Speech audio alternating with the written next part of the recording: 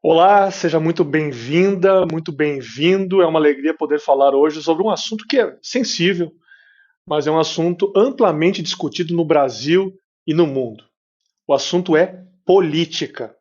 Sim, nós vamos conversar um pouquinho sobre esse tema a partir de agora, especialmente da relação da política com a religião, com o cristianismo, com o adventismo.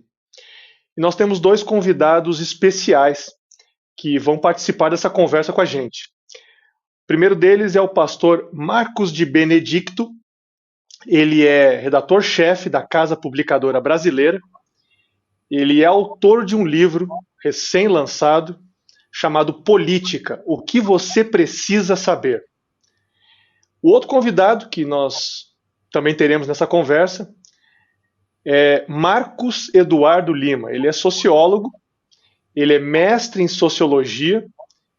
Ele faz um trabalho, mora e faz um trabalho com sua família muito importante no Egito atualmente. Ele já trabalhou por muito tempo em sala de aula e também estará conosco para conversar sobre esse assunto com os nossos amigos. E você pode fazer seus comentários também, deixar suas impressões sobre essa conversa a respeito de política. Prazer tê-los aqui, então, pastor Marcos de Benedicto. Professor Marcos, então, vou chamar de professor Marcos aí para diferenciar. Tudo bem com vocês aí? Olá, boa tarde. É uma alegria e um prazer estar aqui com você, com o professor Marcos e com os nossos telespectadores também. E é muito bom participar desse tema, que é complexo, como você disse, sensível, mas eu creio que muito importante para o nosso público. Obrigado, Felipe, pelo convite, viu? Falar aqui do Cairo com vocês no Brasil é gostoso, a gente se sente de volta em casa, ainda mais para falar de um assunto desse que é tão urgente, necessário, atual, como a política. E a gente espera poder contribuir e participar aqui junto com o professor, doutor, pastor Marcos de Benedicto. Então, professor Marcos Lima, eu queria que você começasse falando para nós o que significa política, o conceito, né? O que exatamente a gente tem que entender quando a gente ouve a palavra política? Olha, eu gostaria que houvesse uma resposta simples, fácil, direto ao ponto. Essa resposta pode existir, mas ela provavelmente não vai promover uma educação da pessoa que está aí participando conosco nesse programa. Política pode ser entendido como atividade, política pode ser entendido como ciência, pode ser entendido como filosofia, mas eu vou dizer da política enquanto atividade humana. Política é uma atividade humana. Ela surge quando seres humanos, quando pessoas se juntam para discutir, para implementar, para trabalhar as relações de poder dentro de uma dada sociedade. Isso é política enquanto atividade. Ela pode ser, sim, uma ciência quando você tem pessoas que passam a estudar o fenômeno do poder. Como que o poder se organizou, por exemplo, nos últimos séculos, na forma de Estado, governo. Então, isso é parte da ciência política. Mas a política também pode ser filosofia, que é quando pessoas passam a estudar e pensar a política enquanto ideal, né? É mais um pensamento dedutivo. Como que seria se a política fosse dessa forma, feita dessa forma? Quais as consequências ideais? Quais os processos ideais para a mediação e a relação do poder dentro de uma sociedade? E você tem a sociologia da política, né, que é um pouco mais da minha área. A sociologia da política é também um tipo de ciência, um ramo da ciência humana que estuda a relação social ali fazendo política. Né? Da onde que vem o poder? Quem que dá o poder? Quem que questiona o poder? Para quem o poder trabalha? Então, veja, eu espero não ter feito aberto um leque muito grande, mas política é a atividade do poder. Alguém pode chamar política de arte, né? Por quê? Porque você tem elementos que são do indivíduo, que são da realidade, e a pessoa vem com a criatividade para poder fazer um trabalho adequado. Então, é único, é momentâneo, depende, às vezes, de um gênio humano, né? Um animal político, uma pessoa que tem uma... Então, é uma arte política e tal. Então, é mais ou menos isso que eu posso dizer, o que é política. É um assunto muito amplo, né?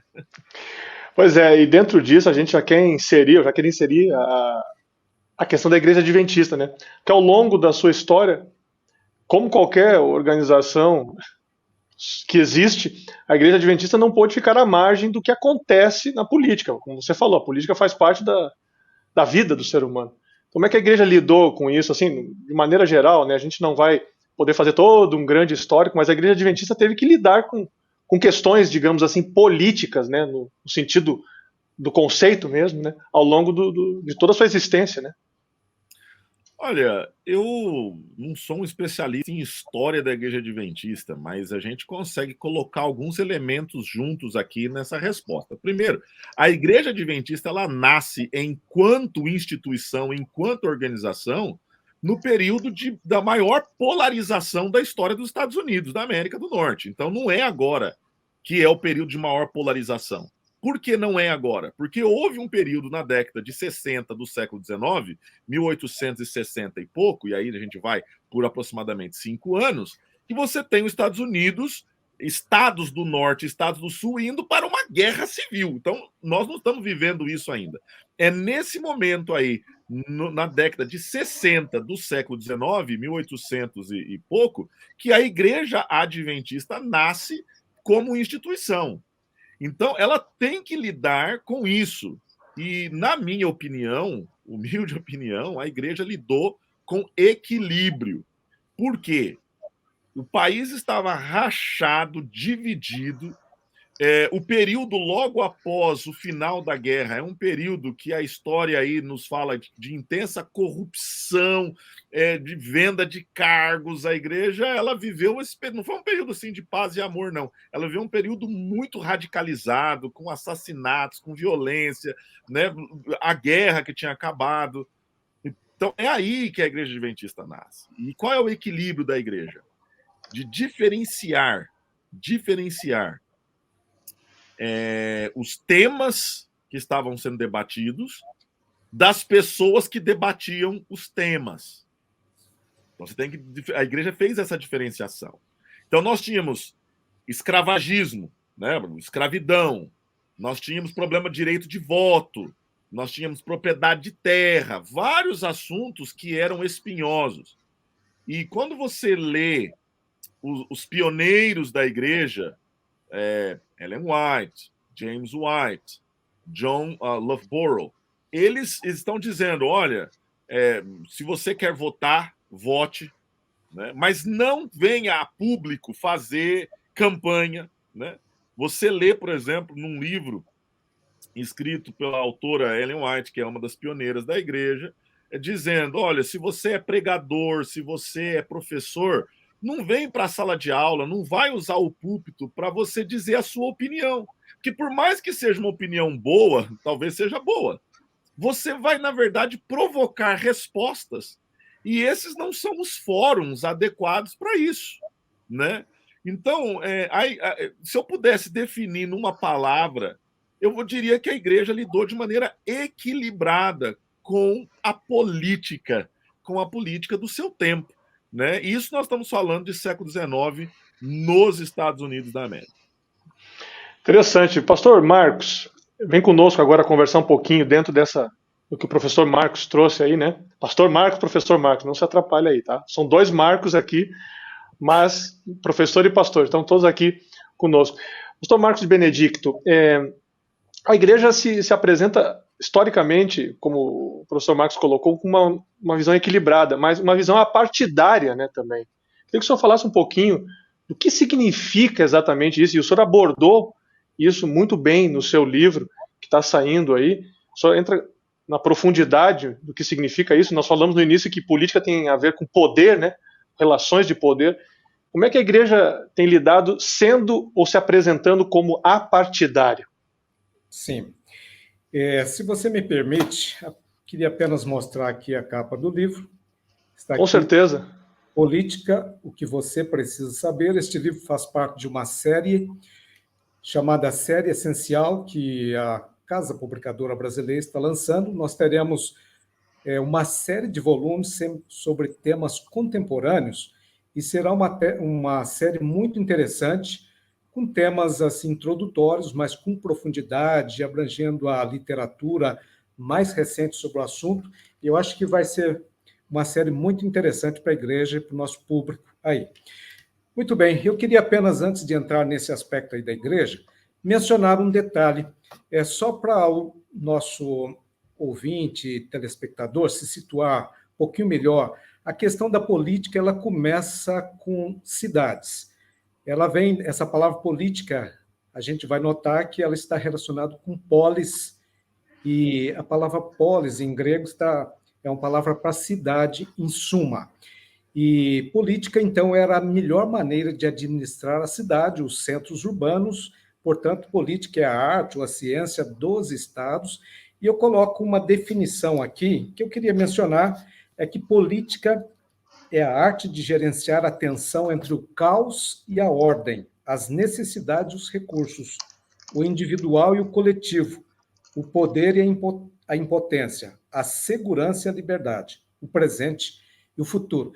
Então, a política ela tem essa tensão entre estas dimensões, mas, em suma, é tentar gerir as coisas públicas do interesse da população, das pessoas, para a gente chegar até a felicidade máxima dos cidadãos, das pessoas. Agora, isso não é uma tarefa fácil e a gente tem essas tensões, essas polarizações, nós temos essas relações de poder e, portanto, é um assunto que hoje desperta muita paixão. Conforme o professor Marcos já disse, no começo da Igreja Adventista, do movimento adventista lá nos Estados Unidos, no século XIX, havia essa grande polarização, isso era real. Na década de 1850, nós vemos alguns adventistas discutindo se deveriam votar ou não votar. Eu tenho aí bastante ligação com uma das revistas de lá, por trabalhar com a Revista Adventista.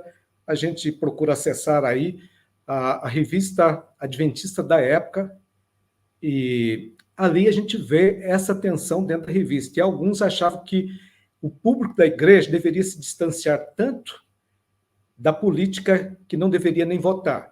Daí, em 1862, um dos principais líderes da igreja, chamado James White, Tiago White, que a gente diz aqui em português, ele escreveu que se alguém tivesse votado, entre o pessoal do movimento do Advento, tivesse votado para presidente na eleição de 1860, certamente essa pessoa teria votado em Abraham Lincoln, que era o presidente que ganhou a eleição, porque, segundo esse líder nosso, James White, ele não sabia de ninguém que fosse a favor da causa da secessão, ou seja, da causa que queria manter ali a escravatura e toda aquela situação de opressão. Portanto, os adventistas já se posicionavam.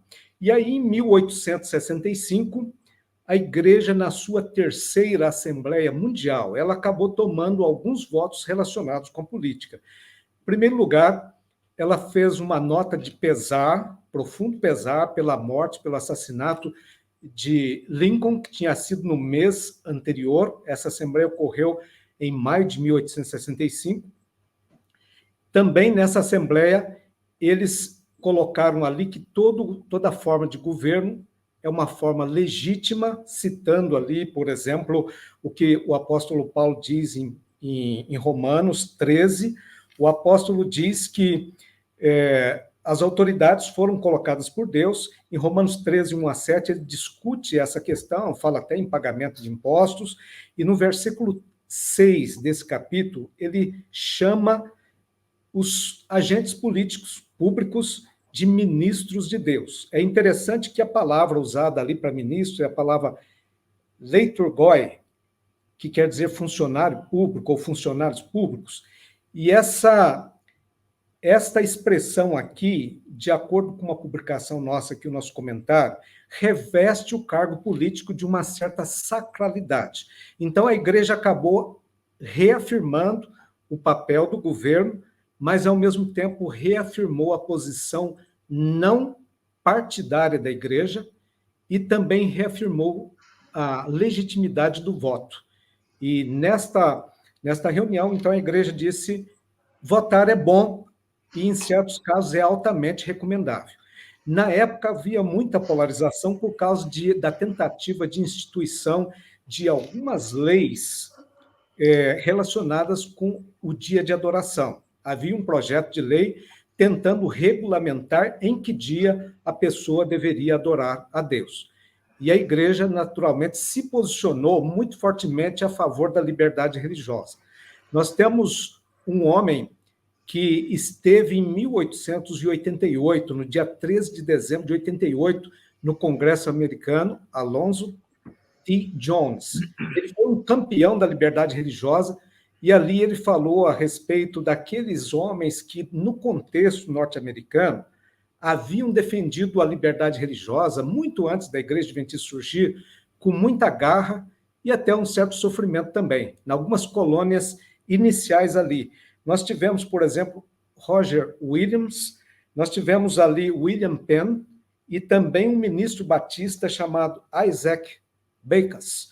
E estes homens foram campeões aí, juntamente com Martinho Lutero, e este pioneiro adventista, Alonzo T. Jones, ele fez uma defesa extraordinária ali durante 1h30, mais ou menos, foi muito interrompido, foi um debate bastante sério, bastante grande, mas ele seguiu uma linha muito clara de separação entre igreja e Estado.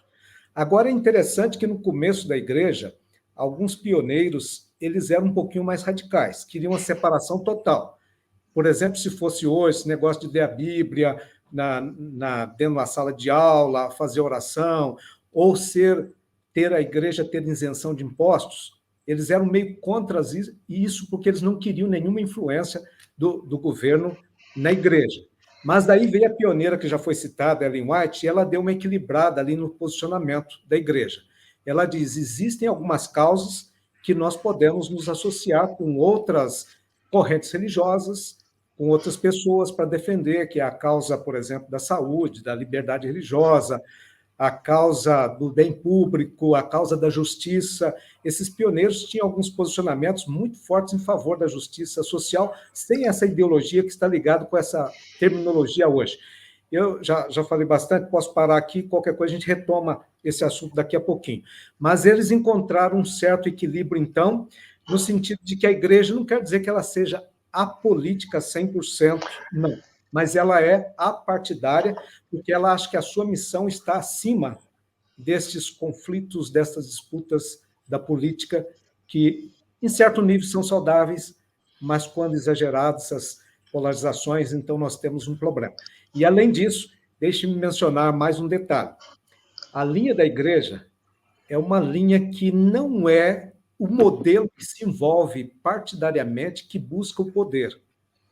Se um membro da igreja quiser, por exemplo, disputar ali uma posição política, ele vai por sua conta, mas ele não terá, digamos, o apoio oficial da igreja, não terá o púlpito da igreja para discursar, o público da igreja, não poderá fazer campanha, e a igreja não se envolve nesse sentido. Agora, ela apoia, reconhece certas causas, e ela defende, e ela tem princípios e valores. A gente pode voltar a esse tema depois. Perfeito. Essa recuperação histórica e esse contexto, pastor Marcos de Benedicto, é muito importante, muito interessante. E eu já emendo a próxima pergunta, que é justamente nessa linha, para vocês dois. Eu quero ouvi-los. O pastor Marcos de Benedicto pode começar, já estava nessa linha. A igreja não ela é apartidária, ou seja, ela não utiliza sua estrutura para favorecer partidos, candidatos, mas ela tem uma relação com os órgãos públicos, com os governos, com as instâncias que administram, né, o bem público. Então, isso é interessante vocês comentarem um pouco, quer dizer, às vezes alguma pessoa pode dizer, mas então a igreja não tem nenhum tipo de relação com o poder público? Tem, né? Só que essa relação, ela não passa por partidarismos, por esse tipo de de empenho que você acabou de explicar, né? A igreja tomou posição em relação a 4 aspectos lá nos seus primórdios, no seu início ainda. Um é a legitimidade do governo, que eu já disse. Outro é a defesa da separação entre igreja e Estado, ou entre política e religião. Outro aspecto é a defesa da liberdade religiosa. Nos nossos pioneiros, nós temos aí literatura sobre isso, que compete a nós defender a liberdade religiosa, e nós defendemos não somente para nós, para a nossa igreja, mas para todos. E o outro aspecto é a posição apartidária. Agora, a igreja mantém um bom relacionamento com autoridades, mas ela não vai lá para buscar benefícios próprios, ela não autoriza ninguém a ir em nome da igreja para buscar benefícios para si. Agora, ela procura manter uma relação amistosa aí com as autoridades, apoiar naquilo que deve ser apoiado. Nossos membros são bons cidadãos, pagam seus impostos, falando de maneira global, mas como igreja a gente não se envolve, então, na política. E agora, professor Marcos, comenta um pouquinho sobre essa relação que é dentro da legalidade, dentro das normas. A gente vai falar daqui a pouquinho sobre a própria regulamentação que a igreja estabeleceu em relação à política, né? Vocês vão falar um pouquinho sobre isso também. Por que a igreja tem uma regulamentação específica em relação à política, além de respeitar as leis de cada país, né? Nessa relação governamental? Olha, a igreja, ela é uma instituição social, entendeu? Então não tem como ela fugir disso, não tem como ela viver num limbo jurídico, num limbo político, nem num limbo social. Ela é feita de pessoas que vivem os seus dias na cidade, né? Como o doutor De Benedicto bem lembrou, né? A expressão política, a palavra política vem dessa ideia, né, de governar para o bem da cidade. Eu achei fantástico que ele, como pastor, pôde fazer essa digressão aí na história da igreja. Eu acredito piamente que a política, se a gente for colocar de uma maneira resumida, ela vai viver a atividade política vai se dar para evitar 2 extremos, né? O despotismo e a anarquia, né? O despotismo e a anarquia. Então, o despotismo é quando alguém acha que ele é o dono do poder. É quando você retrocede anterior ao 5º século na Grécia Antiga para você viver a experiência do governante, o rei, o monarca, incorporando a terra, o cidadão e a lei no seu próprio corpo, né? A lei sou eu aqui converso com a divindade, eu aqui sou imbuído pela divindade, e é interessante que naqueles déspotas anteriores à democracia grega, eles todos iriam usar o nome de Deus para se validar no poder. Então, esse é um aspecto. O outro aspecto é a anarquia, é quando o ser humano vai dar vazão, os indivíduos darão vazão, então, às suas próprias intuições e desejos, sem se preocupar com a causa comum, e por negar aí a possibilidade de um governo justo, por negar a possibilidade de uma liderança adequada, de um equilíbrio do poder, então eles retrocedem a esse processo de guerra de todos contra todos, a guerra geral. Então, a anarquia, né, que é a ausência de lei. Ana, negação, arcos, então a ausência de lei, a ausência de governo, na verdade, a ausência de poder, né? A ausência de lei seria a anomia. Então veja só, como é que a igreja vai entrar nisso tudo, né? Como é que ela vai participar disso tudo? Eu diria que, como um sociólogo, eu diria o seguinte: ela tem que participar de forma republicana, né? E não partidária. O que significa participar de forma republicana? É você pensar no bem comum e não no bem privado, não no bem particular, né? Então, eu faço pedidos, eu interajo com o poder apenas para o meu próprio benefício. Esse é um lado. Para você ter uma participação republicana na política, seria mais interessante que você se ligasse à questão do Estado e não do governo. O governo é para ser transitório. Mas a política de Estado, a visão de Estado, ela é para ser perene. Né? Porque o Estado é essa instância ideológica e material, né? Que o professor Salim Maluf, jurista há muitos anos, escreveu, né? Composto de 5 elementos irredutíveis. Né? Terra, você tem que ter terra para ter Estado, povo, você tem que ter lei, você tem que ter soberania e você tem que ter governo. Se você tirar um desses elementos, você não tem mais Estado. Você não tem mais. O Estado brasileiro. Né? Aí a pessoa que está nos acompanhando só perceba que quando eu falo Estado é com letra maiúscula, né? O E maiúsculo, eu estou falando dessa instância ideológica que abriga todos esses elementos, o poder e tudo mais. Tá lá. Então você participa de maneira republicana com o Estado.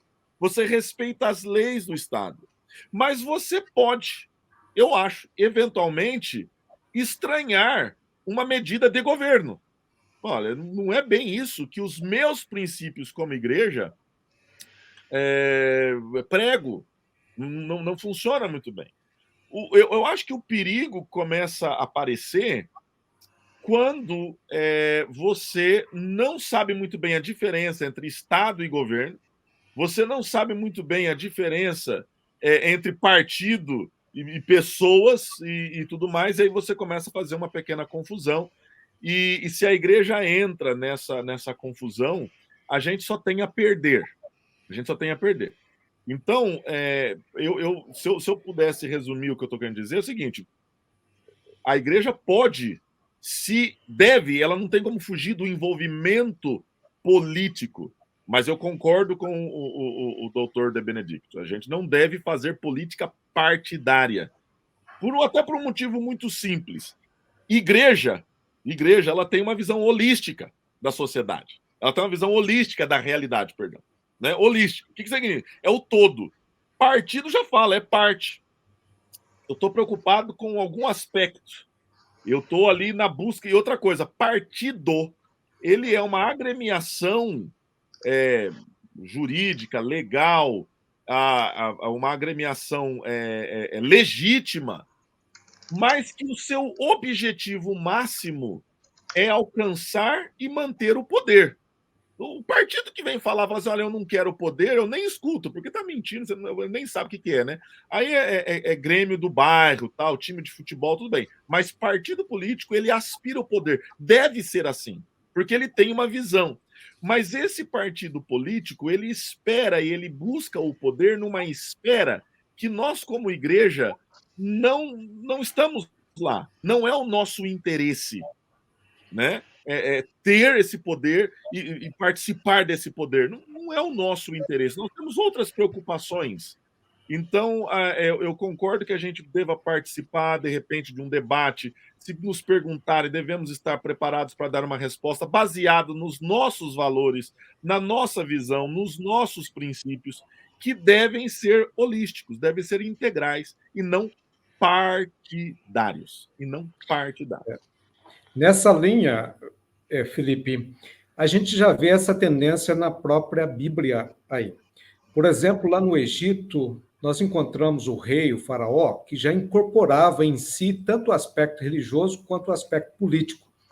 Mas Deus, quando tirou o povo ali do Egito, na grande libertação ali do Êxodo, ele separou isso aqui. Nós encontramos na Bíblia, por exemplo, com exceção ali do período em que o próprio Deus, na teocracia, o próprio Deus governava, mandava suas mensagens através dos líderes religiosos, dos profetas, nós não encontramos, por exemplo, um rei incorporando em si o aspecto político e o aspecto religioso. Havia essa separação.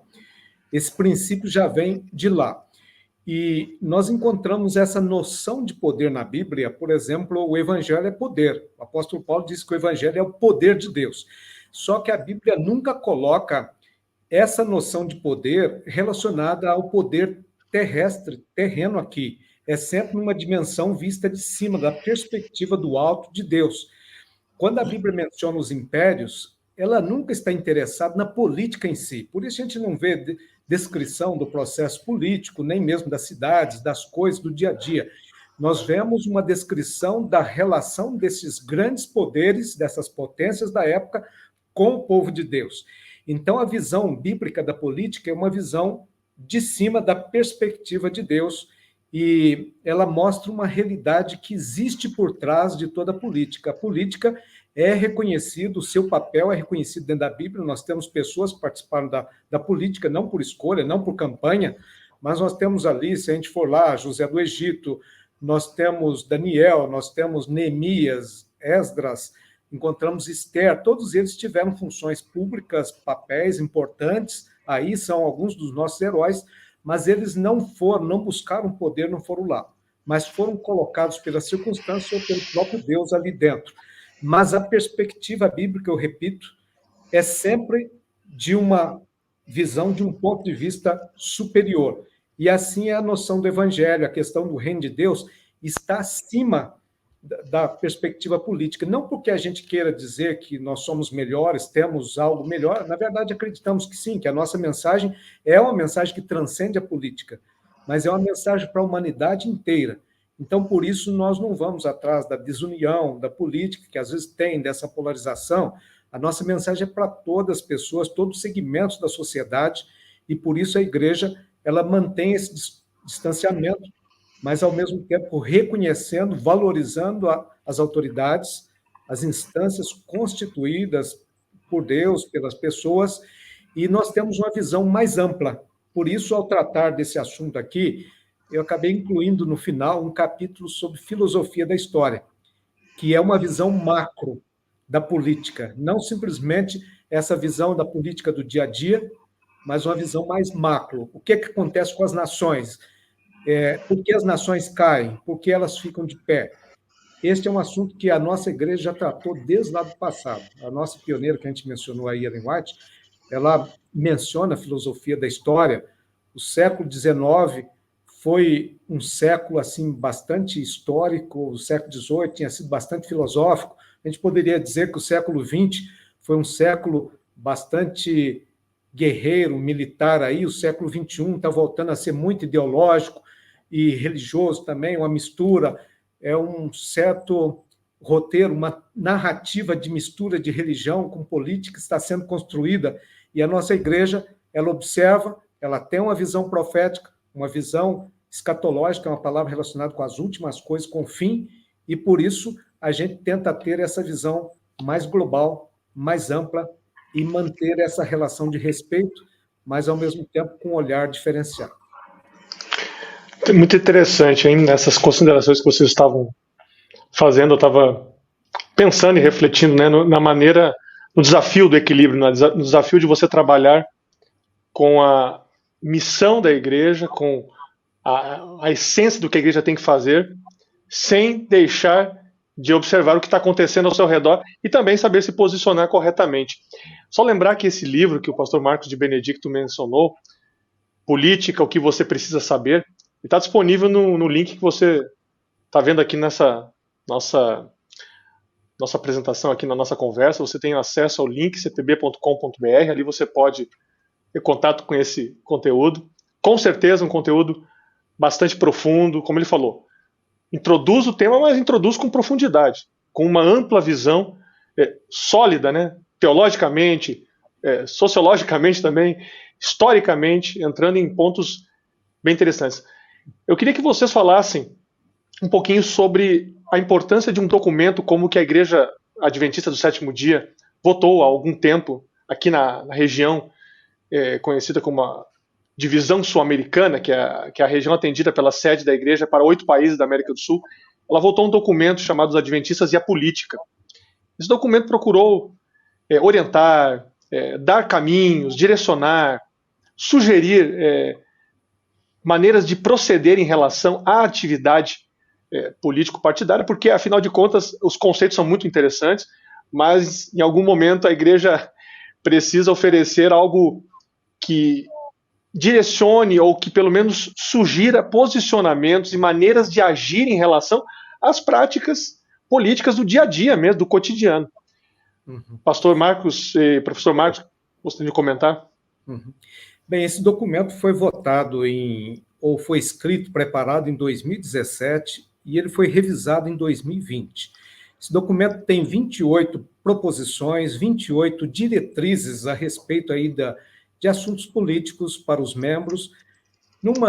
Um dos itens, por exemplo, diz que se um líder da igreja quiser participar da política, ele deve deixar as suas funções de liderança dentro da igreja no período de campanha, ele não pode participar, porque senão, fatalmente, ele vai misturar as coisas. Um outro item fala a respeito, por exemplo, de funcionários da igreja, especialmente pastores, líderes religiosos, eles não podem, ao mesmo tempo, manter a sua credencial, que é a sua identidade aí de pastor, de um ministro da igreja, e entrar na política. Se ele quiser fazer isso, ele tem que entregar a sua credencial. Este é um posicionamento que já vem desde a época dos pioneiros no século XIX, e permanece ainda hoje, e esse documento aborda esse aspecto. E dentro dessas 28, então, diretrizes para a igreja, esse documento é bastante completo, e ele cobre desde manifestações públicas, de espaço dentro da igreja, para participação, a igreja acaba não abrindo espaço. No caso, ele trata também de pessoas, quem pode falar em nome da igreja, quem não deve falar em nome da igreja, a respeito de assuntos políticos. Mostra que a igreja não autoriza ninguém a fazer campanha, buscar coisas para a igreja aí dos governos, e ele trata de coisas do dia a dia, na prática, e eu acho que seria muito bom se as pessoas pudessem conhecer esse documento. Ele está disponível aí nos canais da igreja, inclusive no canal aí dos adventistas, estou vendo que está aparecendo aqui na tela, um link para esse documento, e você poderá olhar, conferir ali o conteúdo desse documento, porque vale a pena, especialmente nesses tempos agora que se aproximam das eleições. Pois é, esse documento aqui é interessante, professor Marcos. É um documento para tentar ajudar, a orientar, a criar um tipo de pensamento, né? Eu li o documento em 2020. Eu estava no Brasil por 3 meses em lockdown em São Paulo, no interior de São Paulo. Minha esposa grávida, filha nascendo ali no meio da pandemia. E eu lembro que conversando com um amigo, pastor, na liderança aí da Igreja Adventista na América do Sul, ele me enviou o link, eu li e eu gostei do documento. Eu digo para você que eu gostei do documento. Na época, eu estava assim, assustado. Eu estava no Brasil, eu estava assustado com o volume da verborragia que estava ali, o pessoal falando e coisa e tal. E eu estava ali tentando me entender como cidadão, como adventista, como pai dentro daquele ambiente. E o documento me pareceu, doutor De Benedicto, muito equilibrado. Eu me lembro que, na época, um pensamento me veio à mente. Eu não sei se eu estou sendo justo, mas quando no documento me parece que tem ali uma cláusula, um parágrafo, falando dos princípios da igreja. E eu não me lembro que se eu consegui ler alguma coisa falando da violência, né? Eu lembro que isso foi uma coisa que me veio à mente. Você falou, poxa, acho que poderia, de repente, aqui ter colocado entre os nossos princípios, nós também negamos a violência sob qualquer hipótese, né? Violência não é a solução para absolutamente nada. Inclusive, o discurso de violência ele é tão nocivo quanto a violência física. E ele pode até ser mais, porque ele alcança, ainda mais hoje em dia, no mundo conectado que nós estamos, um discurso de violência ele pode ter um efeito devastador. Né? Mas essa eu me lembro que foi a única coisa que passou pela minha cabeça naquele momento, mas eu nem fiz esse comentário com esse amigo, porque eu achei que não era necessário, eu achei que estava bem coberto ali as bases de uma relação saudável de uma igreja com a política. Eu achei que foi um documento muito bom. Eu acho que esse é um aspecto muito interessante aí da questão da violência, porque a gente encontra hoje na sociedade, não só brasileira, sim, mas em várias partes do mundo, essa questão da violência, da polarização, que é uma palavra que entrou aqui, que quer dizer você estar em polos opostos e você agora não aceitar o outro. Essa polarização, normalmente, ela acha que a pessoa polarizada, ela acha que está 100% certa e que o outro é inimigo e está 100% errado. A gente vê isso, por exemplo, na sociedade norte-americana. Eu tenho uma estatística aqui, se me permitem, eu gostaria de mencionar. Em 1960, na década de 1960, 4% dos democratas e 5% dos republicanos lá nos Estados Unidos, eles ficariam descontentes, entre aspas, se um filho ou uma filha se casasse com alguém identificado com o outro partido político. Em 2010, os números indicaram que 33% dos democratas e 49% dos republicanos ficariam infelizes, notem a intensificação agora, não só descontentes, mas infelizes com um casamento dessa natureza. Em 2016 foi repetida uma pesquisa e a pesquisa constatou que 49% dos republicanos e 55% dos democratas revelaram que o outro partido causa medo neles e na sua família. Portanto, essa intensificação desse distanciamento, da desconfiança em relação ao outro, cresceu muito nos últimos tempos. No Brasil, uma pesquisa recente também mostrou que 8 de cada 10 brasileiros acham que a sociedade brasileira está dividida, polarizada sobre política, e 7 em 10 de cada 10 brasileiros disseram que não conseguem dialogar direito, com tranquilidade, com paz, com alguém que tem opinião política diferente. Então, isso mostra o nível de polarização que a gente está vendo aqui na nossa sociedade hoje em dia. E já tivemos mortes nas eleições anteriores, já tivemos agora neste ano, e eu creio que o clima deve ficar um pouquinho mais quente, entre aspas, aí, à medida que as eleições vão chegando, e nós temos tranquilidade e paz para encarar, e a igreja ela deve ser uma agência de paz também nessa área política. Exato, é isso que eu ia falar. Agora vocês já estamos bem sintonizados e sincronizados. É justamente sobre isso que eu queria falar agora nessa última parte aqui da nossa conversa. Qual é a atitude de quem está nos assistindo? Legal, entendi os conceitos que vocês colocaram, entendi a maneira como a igreja age, como a igreja reage, entendi historicamente o que acontece, o que aconteceu, entendi que a igreja tem um documento. Mas o que eu faço, então? O que é que vocês dois, pessoas que se aprofundaram mais nesse assunto, o pastor Marcos de Benedicto, inclusive com um livro, né, volto a dizer, um livro que está disponível aí, já você pode adquirir esse livro, Política, o que você precisa saber, por uma ótica cristã, adventista. O que vocês sugerem que as pessoas podem e devem fazer? Como elas devem agir? Claro, vocês não vão, ninguém controla o comportamento dos outros, ninguém tem essa pretensão, mas a gente pode sugerir caminhos, né, para as pessoas conviverem melhor, como vocês falaram, nesse ambiente de paz. O que vocês sugerem, assim, em linhas gerais, resumidamente? Doutor, fica à vontade. Ok.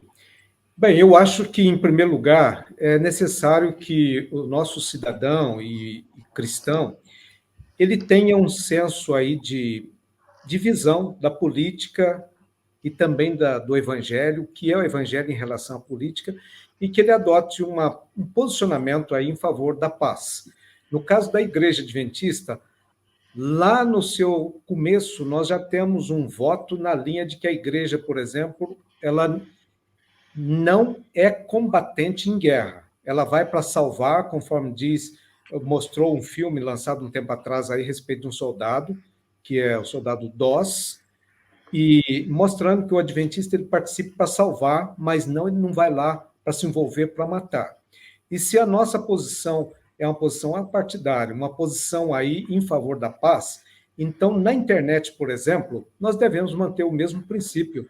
Se nós não somos combatentes armados aí na vida real, dentro dos corredores da igreja, no mundo da internet, no mundo virtual, nós temos que ter o mesmo posicionamento. Em relação à escolha, nós deveríamos orar pelas autoridades, pelo processo político, nós deveríamos investigar o histórico dos candidatos também, nós devemos não votar cegamente por um partido, mas ver qual candidato tem uma plataforma mais alinhada com os nossos princípios, com os nossos valores, aquilo que nós ensinamos biblicamente na área de saúde, na área de família, numa série de áreas aí, eu acho que é necessário a gente ter essa consciência política, mas manter esse distanciamento saudável e não levar esse debate para dentro da igreja. Muito legal. Doutor, eu acho que o senhor colocou de uma maneira muito interessante essa questão de não ser combatente e tudo mais. Eu não sou um teólogo, mas o livro de Mateus tem uma peça fantástica ali, chamado Sermão da Montanha, né? Que se você não assassina uma pessoa, mas no teu coração você odeia, né? Cristo fala, você já o matou, né? Então, o Sermão da Montanha ele tem uma ética para a convivência social que é tão brilhante, é tão fora do comum, que eu me lembro um professor, na época de mestrado, dizendo o seguinte: se o mundo fosse aquilo ali, seria perfeito, mas aquilo ali é a ética dos anjos, não é a ética humana, é a ética dos anjos. E é por isso que o cristianismo ele tem o conceito de graça, de perdão e regeneração, porque realmente é a ética de seres santos, né? Que não tem o ódio contra o outro. Pode até ter o ódio contra a coisa errada, mas não o ódio contra o outro. Então, assim, eu penso que quando se fala do nosso relacionamento como cristão e política, eu vou insistir na palavra equilíbrio. Veja que equilíbrio, gente, se existe com pessoas equilibradas.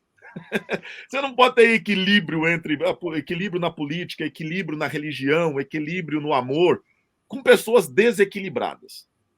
Mas como eu sou sociólogo e não psicólogo, eu vou tratar do assunto como um todo, do assunto como manifestação social. Se uma pessoa ela comete suicídio, vou pegar um exemplo sociológico, né, Durkheim. Se uma pessoa comete suicídio, você pode analisar o fato do aspecto psicológico, individual, da escolha, do problema. Mas se numa dada população, eu quero que você preste atenção comigo aqui, se numa dada população de 20 mil pessoas, 1, 2, 3, 4, 5, 6 pessoas cometem suicídio, isso deixa de ser um problema meramente psicológico, individual, de escolha ou de problema ali da trajetória de vida daquela pessoa e passa a ser um problema social, passa a ser um fato que é relevante à sociedade. Por quê?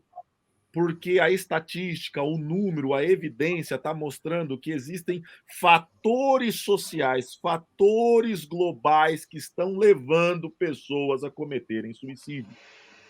Então, quando se trata de equilíbrio, e você vê milhares, não é uma pessoa, você vê milhares de pessoas vociferando, acusando, usando palavras de baixo calão, pessoas se agredindo, você tem que entender os fatores sociais que estão levando aquilo.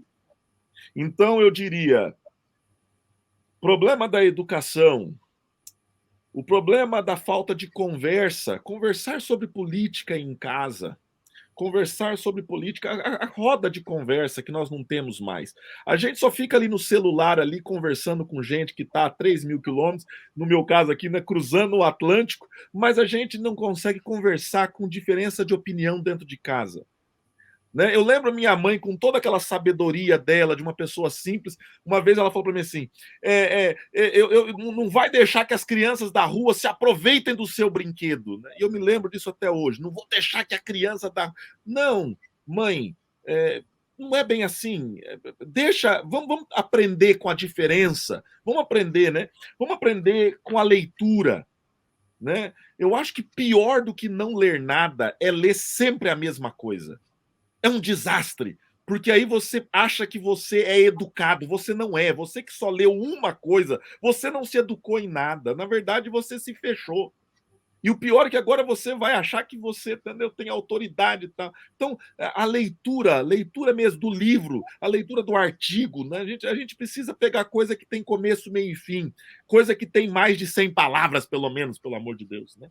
Uma coisa que tem ali substância. Então, um livro, né? Pega o livro aí do Dr. De Benedicto e lê do começo ao fim, né? Faça esse exercício emocional, intelectual e espiritual de ler, né? Aprenda a viver com a diferença, mesmo que você discorde, mesmo que você saiba que a outra pessoa por razões que você tenha, esteja errada, aprenda a conviver, a respeitar. Mesmo que o outro não te respeite, aprenda você, ofereça a você respeito. Nós somos cristãos. O outro matou o herói do cristianismo, Cristo. Ele não agrediu, não bateu, morreu perdoando. Morreu perdoando.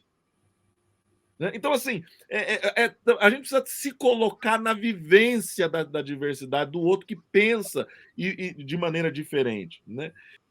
Eu gostaria muito, né, que nós desenvolvêssemos, como igreja, uma comunidade equilibrada, uma comunidade saudável, intelectualmente, emocionalmente e politicamente.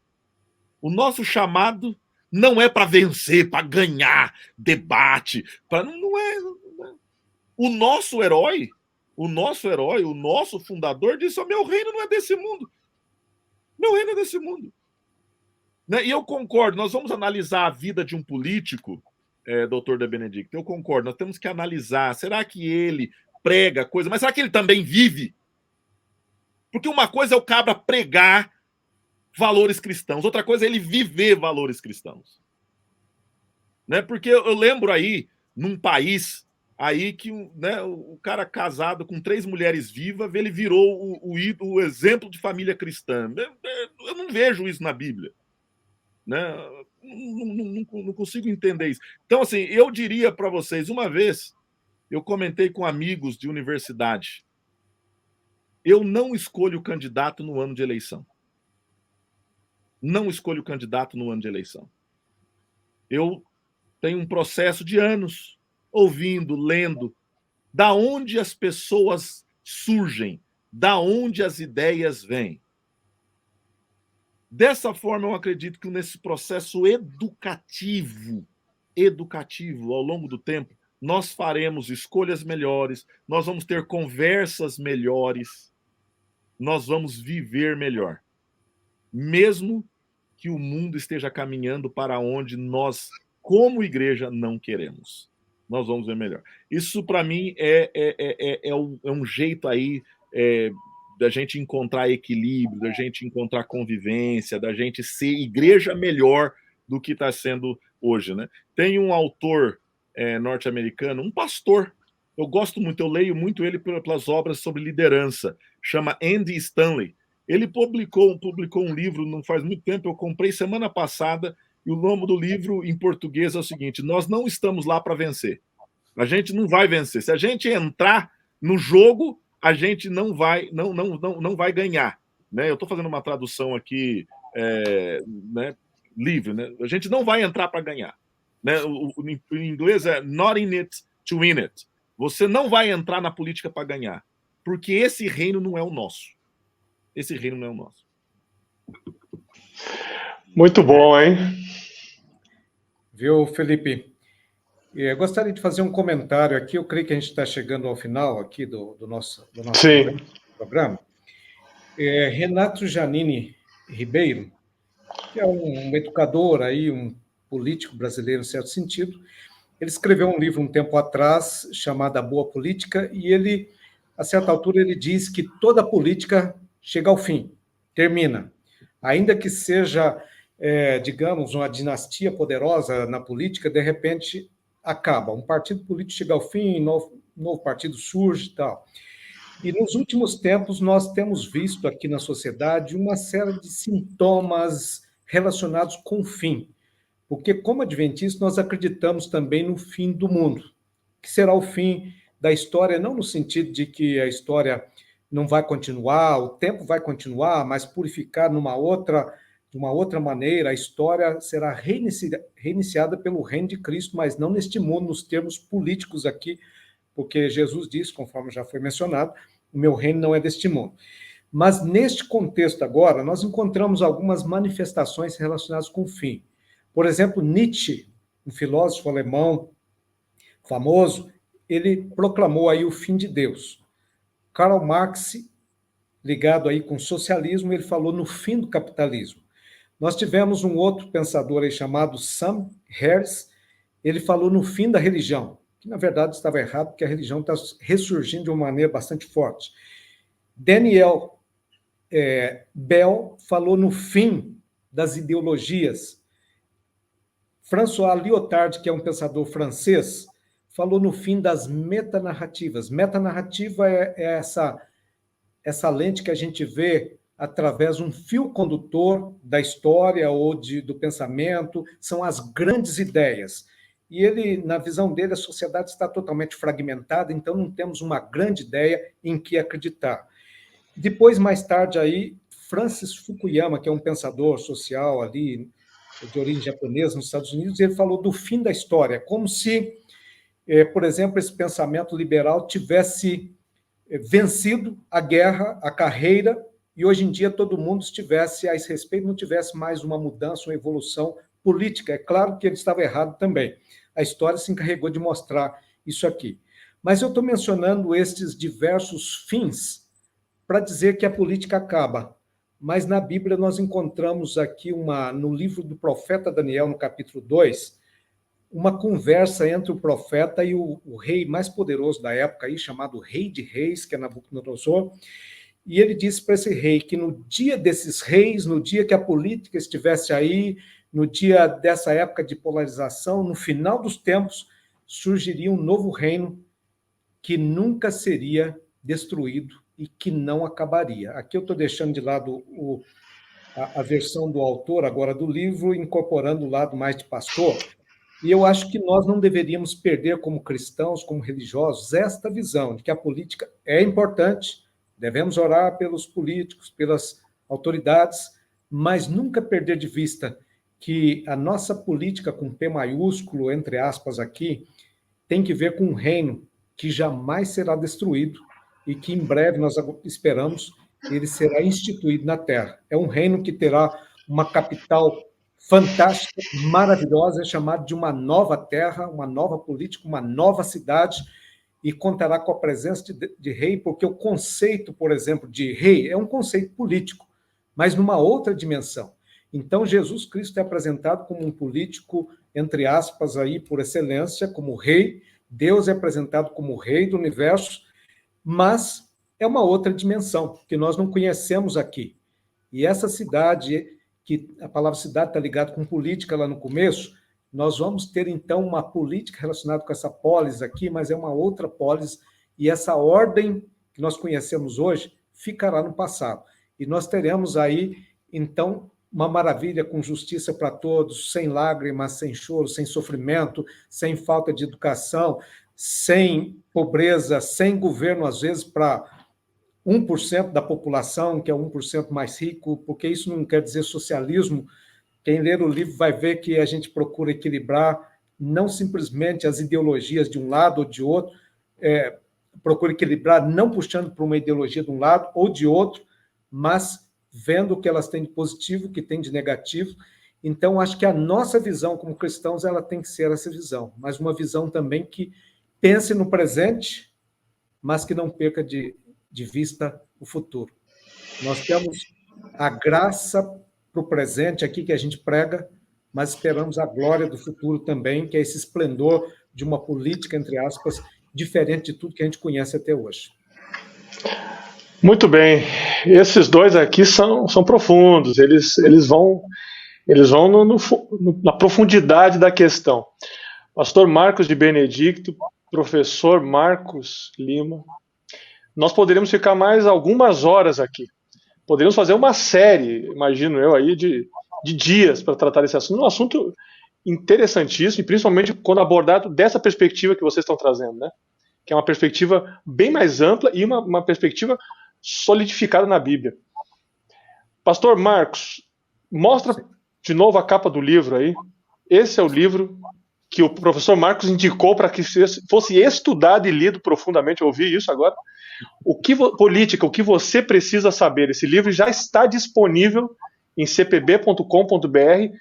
Vai chegar em você. Se não chegar em você, vá atrás dele. Se não chegar em você, você vai buscar esse livro, você vai ter acesso a um livro que faz uma análise bem profunda e bem diferente, talvez, do que você já tenha lido sobre política, sobre questões bíblicas. Amigos, muito obrigado pela participação de vocês. Pastor Marcos, com vários afazeres aqui, tomou esse tempo para estar conosco. O professor Marcos nem se fala, né? Está no Egito com um fuso horário aí bem diferente, né?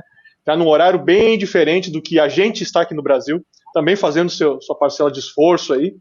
Muito obrigado pela participação de vocês, pela aula, né, que ambos deram aqui. Acho que posso considerar que foi uma aula disponível, acessível a todos. Você pode olhar, tirar dúvidas e continuar acompanhando. Eu queria terminar agradecendo e dizendo que nós temos o nosso site, adventistas.org, onde você encontra vários conteúdos interessantes, tá? Falar um pouquinho aqui também do nosso portal de informações, de notícias, de documentos, de vídeos, de materiais para serem baixados, né? Tem muita coisa interessante em adventistas.org. E com certeza você vai encontrar também informações, notícias sobre essa questão da política, dos documentos, dos materiais que nós estamos produzindo em relação à política e religião também. Quero finalizar com uma oração, depois desse fechamento que vocês fizeram aqui, bastante espiritual e bastante pertinente em relação ao nosso compromisso diante de um reino maior do que desse mundo. Então, pastor Marcos, por favor, pode orar conosco, por todas as pessoas que estão assistindo essa nossa conversa e com certeza ficaram com inquietações, ficaram até com preocupações, mas também ficaram com uma perspectiva diferente, mais ampla desse assunto, com certeza, a partir de agora. Ok, vamos orar então. Vamos fechar os olhos. Amorável Pai Celestial, neste momento nós buscamos a Ti como nosso Deus, o nosso Rei, o nosso Criador. Louvamos o Teu nome pelo Teu amor, a Tua bondade, a Tua graça e também porque Tu presides todas as coisas aqui neste mundo. Tu criaste este mundo para a felicidade completa para todas as pessoas. Nós sabemos que esse mundo se envolveu em pecado, saiu dos Teus caminhos e por isso hoje nós temos estas disputas de poder, nós temos, às vezes, pobreza, dificuldade, e o mundo é bastante complexo, a política é complexa, é um tema sensível, que mexe com as pessoas, mas queremos te pedir que tu nos dê sabedoria, entendimento, para que possamos analisar este assunto de maneira desapaixonada, com tranquilidade, tendo a sabedoria que vem do céu, tendo a presença do teu Espírito em nossa vida. Pedimos que tu olhes para a paisagem do mundo, que está bastante polarizada, que tu tragas tranquilidade, que a tua vontade seja feita e que os políticos sejam abençoados, que eles tenham senso de justiça, de sabedoria também para governar, nem sempre é fácil para eles, mas que eles sejam dirigidos pelo teu Espírito. Abençoa o nosso país em especial, que nós possamos fazer uma boa escolha aqui em outubro, para vários níveis aqui no nosso país, que tu coloques pessoas segundo o teu coração e que o nosso país possa crescer em paz, com justiça para todas as pessoas. Nós pedimos que abençoes também as pessoas que acompanharam esta conversa aqui, em suas lutas pessoais, que todas elas permaneçam dentro do teu círculo de amor e de graça, recebendo as tuas bênçãos, que tu possas estender a tua mão e fortalecer cada pessoa nas suas lutas, dificuldades, nos seus sonhos, nos seus planos. Oramos também para que o reino eterno de Cristo possa vir muito em breve. Jesus nos ensinou a pedir pela vinda do reino, e nós te pedimos porque sabemos que a solução para todos os problemas humanos não está exatamente aqui na esfera humana, mas está na esfera divina. Que o domínio do mal termine em breve e o bem possa prevalecer e nós possamos viver em eterna felicidade do teu lado, tendo somente a ti como nosso Rei e o Rei do nosso coração, da nossa vida. Em nome de Jesus, nosso Salvador, nós pedimos, nós suplicamos. Amém. Muito bem. Continue conosco em outros produtos, em outros conteúdos que nós produzimos aqui, nas nossas redes sociais, no nosso site adventistas.org. Um grande abraço e até a próxima.